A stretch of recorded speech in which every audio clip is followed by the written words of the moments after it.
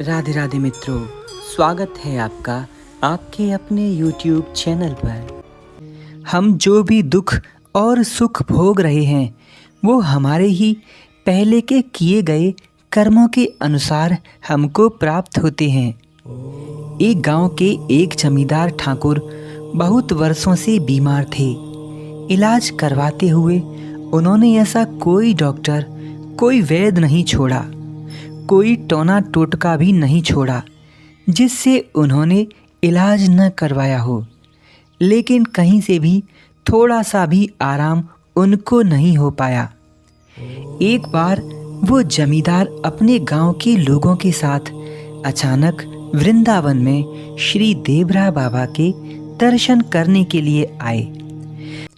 वो जमींदार जब बाबा के सामने आए तो बहुत दुखी मन से बाबा से कहा, बाबा, मैं एक गांव का जमींदार हूँ। सैकड़ों बीघा जमीन है और पैसे की कोई कमी नहीं है हमारे घर में। इतना सब कुछ होने के बाद भी मुझे एक लाइलाज रोग है जो कहीं से भी ठीक नहीं हो रहा है।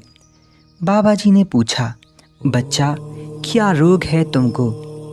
जमींदार बोले, बाबा, मुझे मल त्याग करते समय बहुत खून आता है और इतनी जलन होती है जो बर्दाश्त नहीं होती।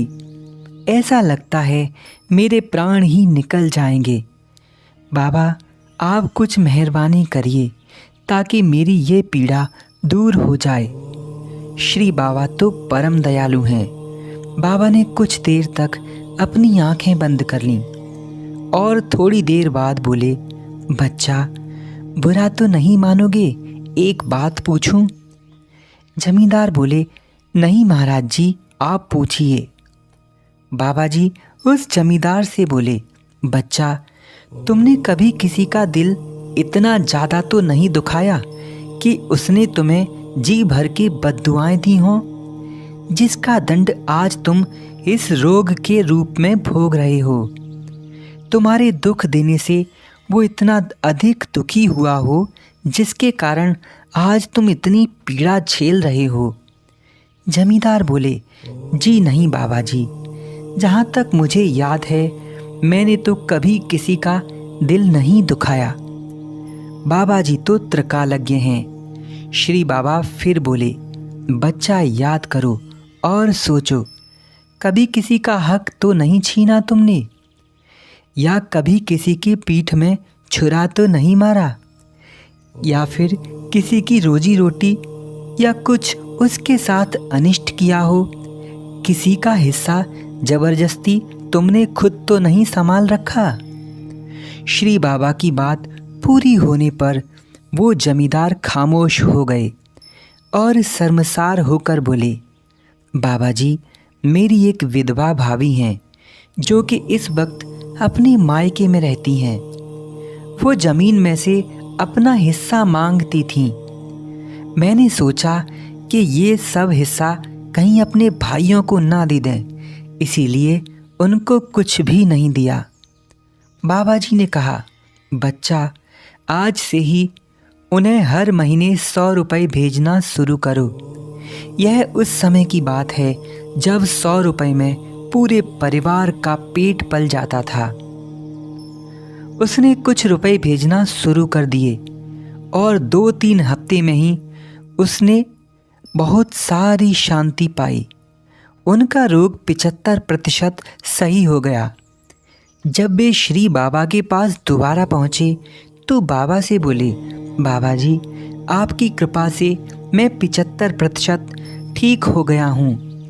बाबा जी ने सोचा, इसे तो पूरा ठीक होना चाहिए था, आखिर ऐसा क्यों नहीं हुआ? उससे पूछा, बच्चा, कितने रुपए भेजते हो तुम? बाबा जी, 75 रुपये हर महीने भेजता हूँ, वो जमींदार बोले। श्री बाबा बोले, बच्चा, आधे रुपए भेजता है, इसीलिए तेरा आधा ही रोग ठीक हुआ है और यही कारण है कि तुम अब तक पूर्णतः ठीक नहीं हो पाए।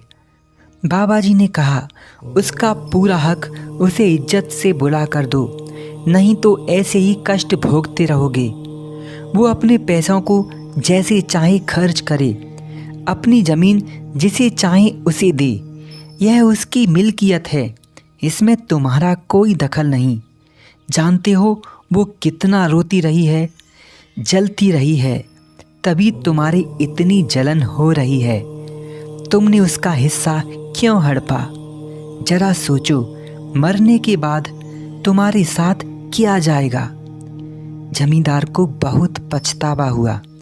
उसने फौरन ही अपनी विधवा भाभी और उसके भाइयों को बुलाकर सारे गांव के सामने उनकी ज़मीन और उनके हक के पैसे उन्हें दे दिए और हाथ जोड़कर अपने जुल्मों की माफ़ी मांगी।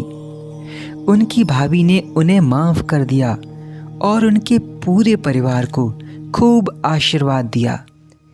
जमींदार का रोग शीघ्र ही पूरी तरह से ठीक हो गया। मित्रों, अगर आपको भी ऐसा कोई व्यक्ति दिखे जिसके असाध्य रोग है या फिर आपको है, तो समझ जाना कहीं आपने भी किसी का अधिकार तो नहीं छीना है, किसी का दिल बिना बात तो नहीं दुखाया है। अगर इनमें से कुछ है तो उसका अधिकार, उसके पैसे उसे वापस करो, इसी में भलाई है।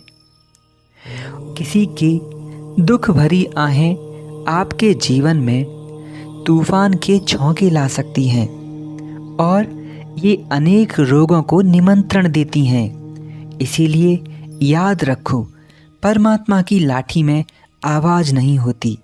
मित्रों, ब्रह्म ऋषि श्री देवरा बाबा की सुंदर कथाएं हमको यही प्रेरणा देती हैं कि हमें अपने कार्य करते समय भगवान को निरंतर स्मरण रखना चाहिए, मर्यादा के साथ अपना जीवन यापन और प्रभु की भक्ति के साथ गौ माता की सेवा करनी चाहिए।